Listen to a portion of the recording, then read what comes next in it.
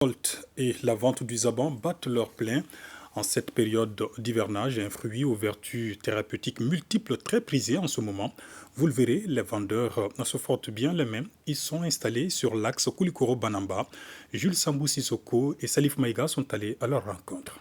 Le saba ou mad en français ou encore zaban en bambara est le fruit de la liane. C'est un des fruits les plus prisés dans plusieurs pays de l'Afrique de l'Ouest, dont le Mali. La saison et la récolte des zabans commencent généralement à l'approche de l'hivernage, de mai jusqu'au mois de juillet, selon les contrées. Et c'est la ruée sur le zaban, un fruit au goût acidulé et sucré. Si vous empruntez la route nationale 27, Koulikoro-Banamba ou vice-versa, vous trouverez facilement au bord de la route des vendeurs de zaban. Les adolescents, particulièrement les filles, en profitent bien pour les besoins de consommation familiale, mais et surtout pour la vente. Nous sommes ici à Dibarou, dans la commune de Doumba, située à 30 km de Koulikoro. Nous accompagnons une jeune adolescente à la cueillette de zaban dans un champ non loin des habitations. Nous partons cueillir les zabans dans la forêt, près de nos champs. Ça demande à grimper pour avoir les fruits mûrs. Le prix varie de 250 francs à 500 francs. Je suis venue acheter des zabans car j'aime bien ce fruit. On le met dans la préparation de nos plats, tels que le riz au gras. C'est très bon avec les zabans. Je fais du jus de zaban, mélangé avec de l'eau et du sucre pour toute la famille. C'est une plante très utile. Cette activité saisonnière est lucrative et rentable car le produit s'écoule facilement.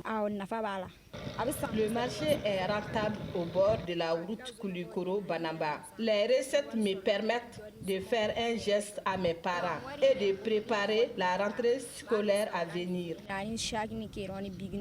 Le fruit de pulpe jaune orangé est utilisé comme condiment et rentre dans la préparation de boissons rafraîchissantes, délicieuses. On peut aussi le déguster sans additifs. Nous faisons la transformation pour avoir le jus de zaban toute l'année. On conserve le zaban dans le congélateur.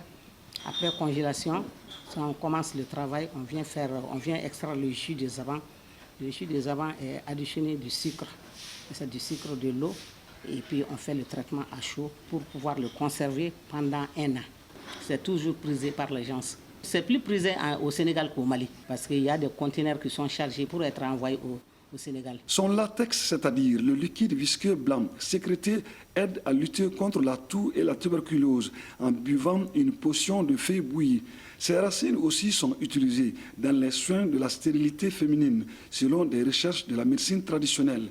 Le zaban est très riche en vitamines C, B6 et B12, précisent les spécialistes de la santé. Ça rafraîchit, ça stimule l'appétit.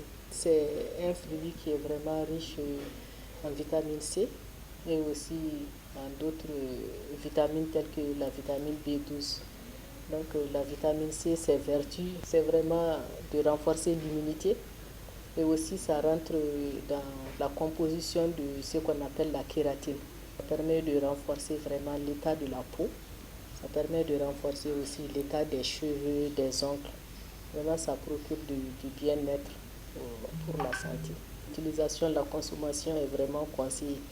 Vu aussi que c'est un fruit qui est un peu aigre, un peu acide, ça peut aussi déranger un peu la muqueuse de l'estomac. Cette plante sauvage peut-elle être plantée et développée dans nos champs et vergers? Qu'en est-il de la valorisation par la transformation et le conditionnement pour sa disponibilité toute l'année? Les zabans peuvent être bien domestiqués, mais en termes de pépinière, c'est l'aspect naturel qui est plus rapide. S'il n'y a pas des effets des feux de brousse ou bien des piétinements par les animaux. Donc à l'état naturel, les zabans repoussent, ça donne très vite. Nous, on l'expérimente même au niveau de nos pépinières ici. Pour bien domestiquer, quand même, il faut choisir un site et sécuriser les sites. Tu prépares très bien les sols, donc tu fais l'épandage des grains, soit tu les fais par poquet, en arrosage, ça donne. Au plan alimentaire, il n'est pas conseillé d'avaler les grains, même si les fruits sont moelleux. Le saba ou zaban, dès que l'on voit la coque ouverte, avec les grains bien jaunes orangés, fait saliver immédiatement bon nombre de personnes.